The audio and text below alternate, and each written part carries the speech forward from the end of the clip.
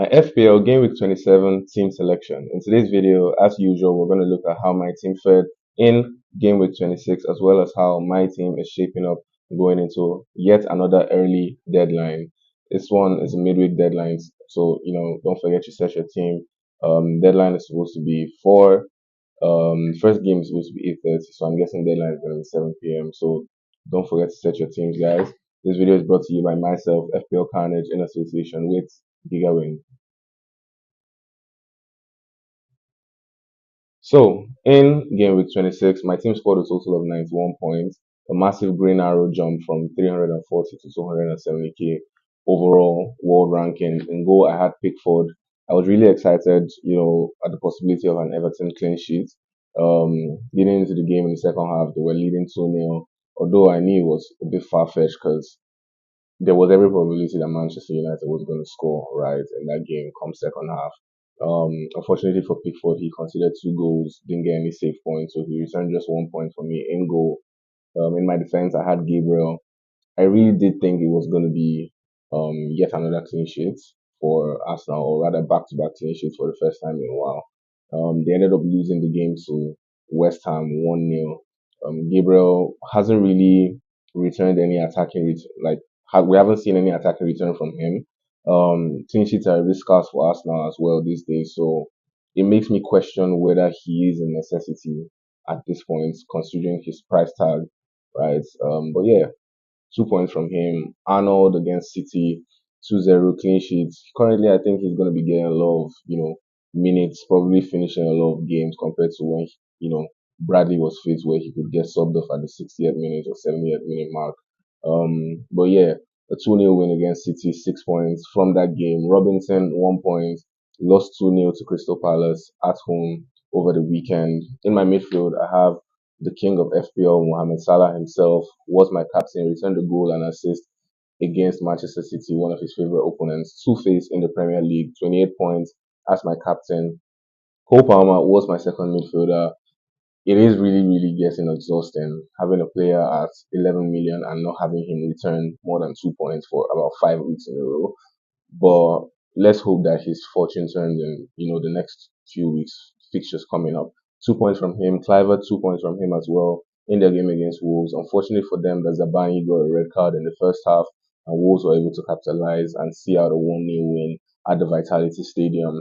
My fourth midfielder was Brian Mbuemo. Thankfully, all the weeks of holding him through the blanks has finally paid off.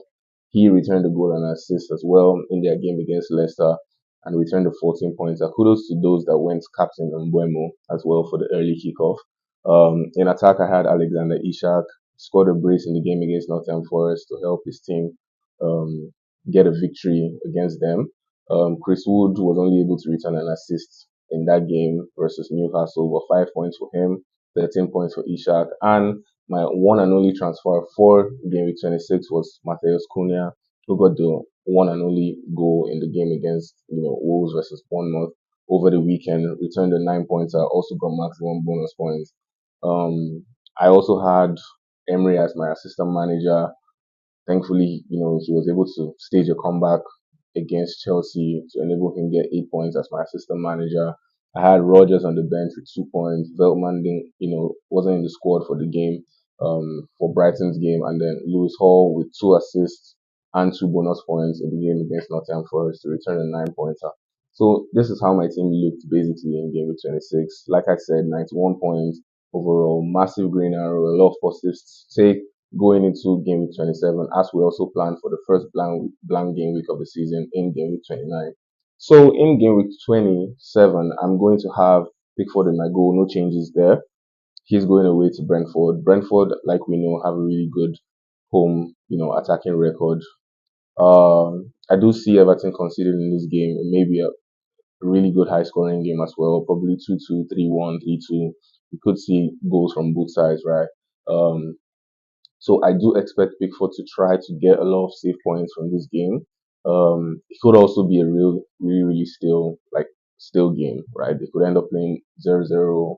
One team could edge like a goal, get 1 goal, and then, you know, it just ends that way, right? So, but I'm gonna go with Pickford in my goal. I don't think I'm gonna be making any transfers or changes for my goalkeeper, at least not this week. In my defense, I have Gabriel away to Nottingham Forest. It's a tricky one, right?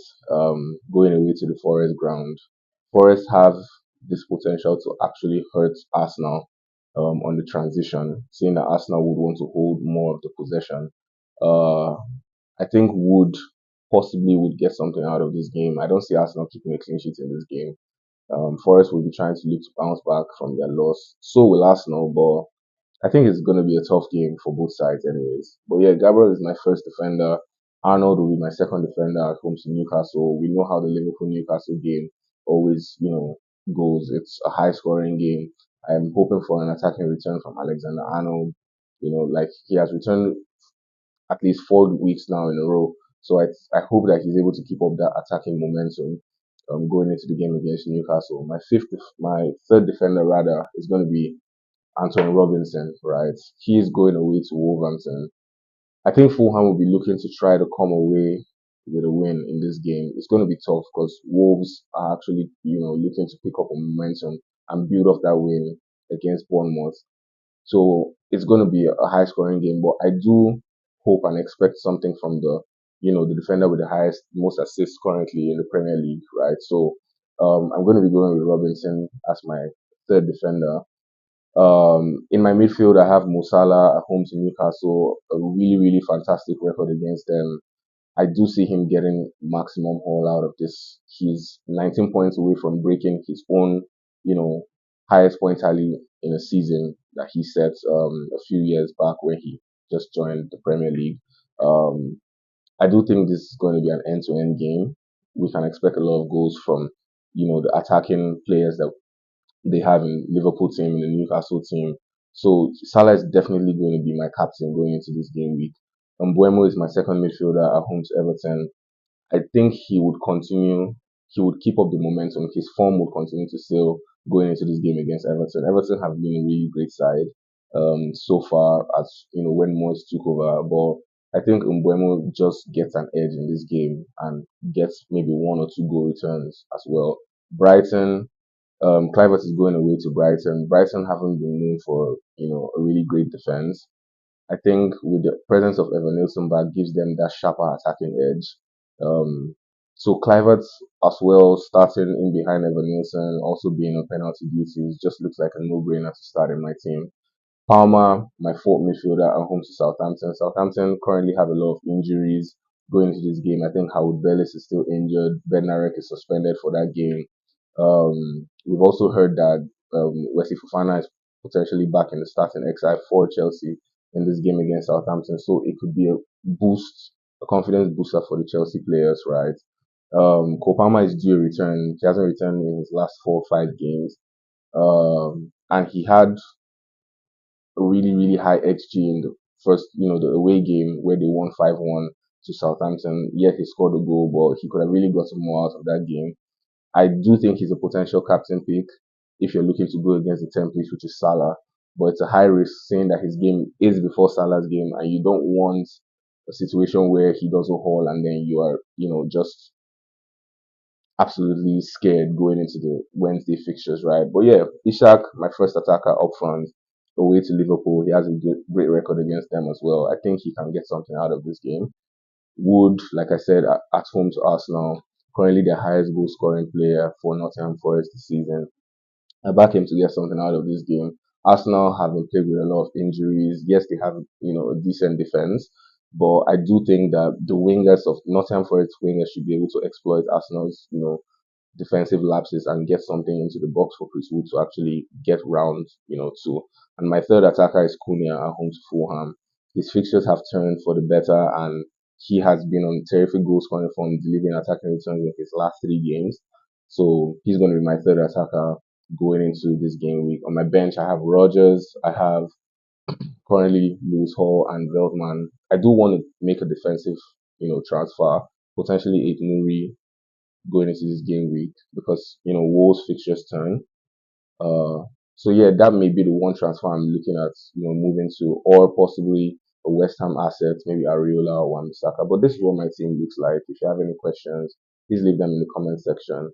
I'll get back to them. This video is brought to you by myself, FPL Carnage, in association with Either way.